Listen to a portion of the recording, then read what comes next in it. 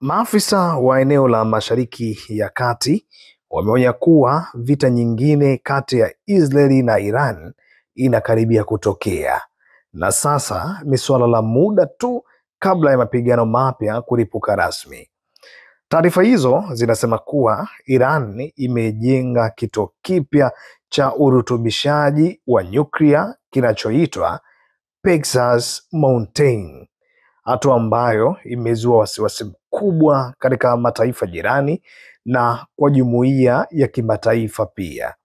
Vyanzo vya kidiplomasia vinasema kuwa kituo hicho kipya kina uwezo wa kufanya kazi kwa usiri mkubwa na kipo katika eneo lenye ulinzi mkali zaidi, jambo ambalo linaloongeza hofu kwamba Tehran inaweza kuwa inapiga hatua kuendeleza uzalishaji wa silaha za nyuklia ambazo duniani kote inawataka waweze kusitisha. Kwa upande mwingine, maafisa wa usalama wa Israeli wameonya kuwa hawatakubali Irani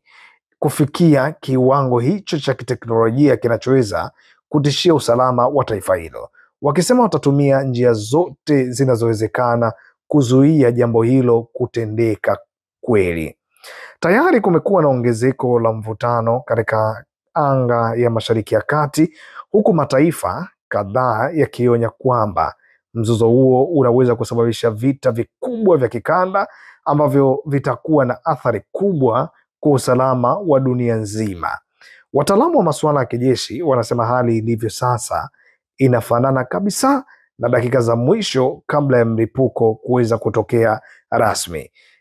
Irani nadhani inazidi kuonesha ule msimamo wake ya kwamba utazidi kuwa bora siku zote na utafanya kila ambacho taifa kama taifa unahisi ni jambo sahihi, na ndio maana kwa hizi ambazo zimefika hivi sasa ni kwamba wanarejea tena kwenye kuzalisha nyuklia tena.